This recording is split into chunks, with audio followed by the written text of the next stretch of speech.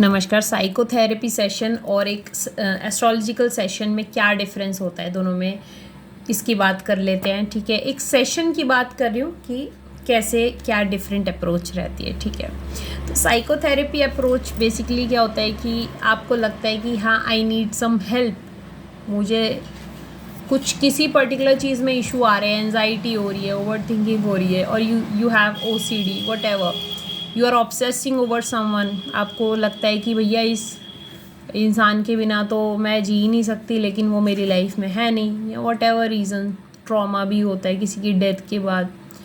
तो ऐसे केसेस में आप एक साइकोलॉजिस्ट के पास जाते हो। ठीक है, और ये बहुत कोलैबोरेटिव प्रोसेस होता है साइकोथेरेपी में ना। ऐसा नहीं है कि वो कुछ एडवाइस कर देगा, साइकोलॉजिस्ट नेवर एडवाइजेस एनीथिंग। वो सिर्फ आपकी इंसाइट डेवलप करवाते हैं कि आपको जो प्रॉब्लम है उसका जो रीज़न क्या है, क्या हो सकता है, और जो पैटर्न है वो क्या है। ये बहुत कोलैबोरेटिव है, मतलब एक टीम की तरह काम करते हो। क्लाइंट और काउंसलर दोनों टीम की तरह काम करते हैं कि हाँ ठीक है, हम ना CBT करेंगे, DBT करेंगे। तो बहुत क्लियर होता है, वो क्लियर बता भी देते हैं कि हम ये करेंगे, CBT करेंगे, DBT करेंगे, वट एवर। ठीक है, तो बहुत क्लियर करके चलता है, बहुत ट्रांसपेरेंसी रहती है। और वो ना, अब जैसे एक एग्जांपल देती हूँ, अगर किसी को एक तरफा किसी से बहुत ज़्यादा ऑब्सेशन है, तो साइकोलॉजिस्ट क्या करेगा, वो उसका पहली बात तो रीज़न रूल आउट करने की कोशिश करेंगे कि क्या हो सकता है। क्या पता लोनलीनेस की वजह से ज़्यादा ऑब्सेशन हो रहा है, या पैटर्न अटैचमेंट स्टाइल्स क्या हैं। ठीक है, वो सेशन के over the period of time counsellor को ये समझ आ जाता है, उनकी एनालिसिस होती है कि ये क्यों हो रहा है। राइट, तो उसका रीज़न पता लगा तो वो क्लाइंट के साथ शेयर भी करेगा। और क्लाइंट भी दो तरह के होते हैं, ऐसा नहीं कि सबको समझ ही आ जाता है, या वो सब कुछ कई बार नहीं होते, they are not ready to accept it. Like एक क्लाइंट है, वो उसका डिसिप्लिन ज़ीरो है अपनी बॉडी को लेकर, लाइक शी इज़ 100+ kg, तो शी इज़ ऑलवेज लाइक कि वो हमेशा ब्लेम गेम, बहाने कि नहीं मैं करना तो बहुत चाहती हूँ, मुझे UPSC देना, ये देना, वो देना है, बट वो पढ़ती नहीं है, बुक लेके नहीं बैठती है, रोज़ उसको एनजाइटी रहती है। तो हर तरह के क्लाइंट है, ऐसा भी नहीं है कि हर कोई वर्किंग अपॉन हिमसेल्फ, नहीं, सब नहीं कर रहे काम अपने पे, बट एटलीस्ट वो आए थेरेपी के लिए, दैट इज़ फर्स्ट स्टेप।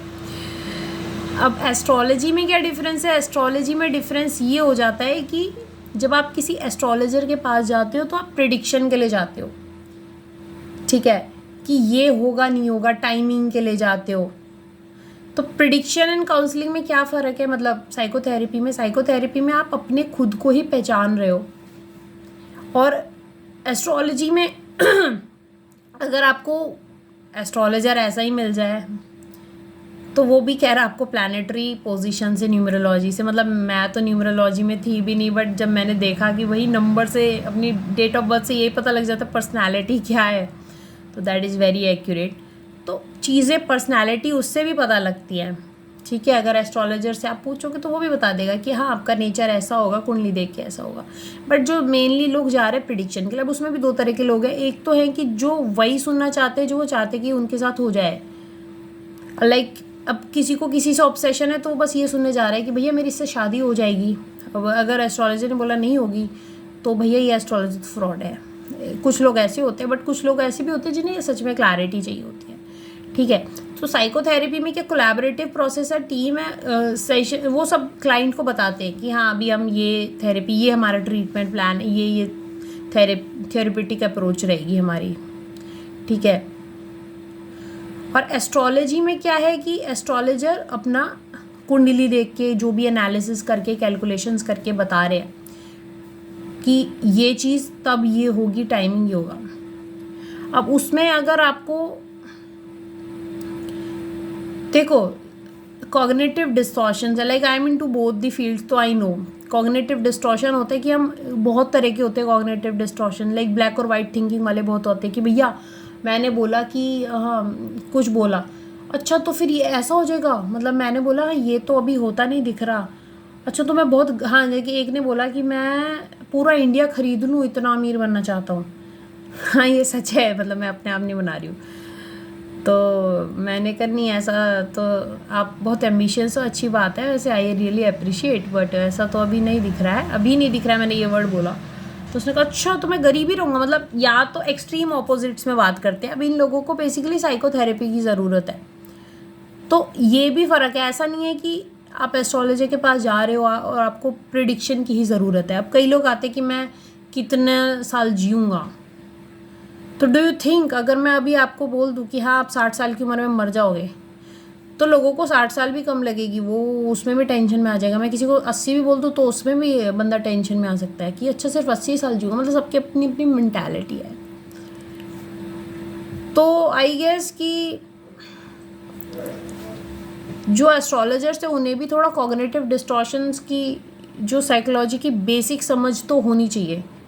उसके बिना वो कैसे हैंडल करेंगे ऐसे नमूनों को, आई डोंट नो, क्योंकि बहुत अजीब अजीब क्वेश्चंस होते हैं, बहुत लोगों के अजीब अजीब क्वेश्चंस आते हैं।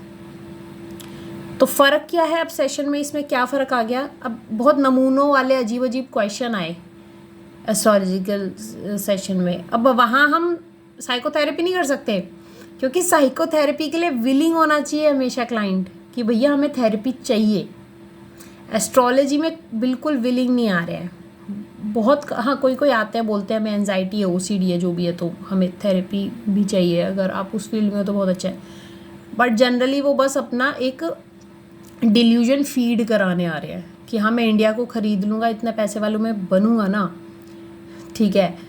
तो इसमें ये डिफरेंस है, क्योंकि एस्ट्रोलॉजी के लिए जो सिर्फ इसी के लिए आ रहे हैं वो बिल्कुल भी ओपन नहीं है, अपने अभी दिमाग को खोल के नहीं आ रहे हैं कि साइकोथेरेपी की भी ज़रूरत हमें है। शायद उन्हें वो एक्सपोजर ही नहीं है। आज के टाइम में अच्छी बात है कि साइकोथेरेपी बहुत कॉमन हुई है। अब ऐसा नहीं है, देखो मैं भी वैदिक एस्ट्रोलॉजर हूँ, मैं ये नहीं कह रही कि एस्ट्रोलॉजी बेकार है, लेकिन एस्ट्रोलॉजी बेकार नहीं है, लेकिन आपकी उससे एक्सपेक्टेशंस बेकार है।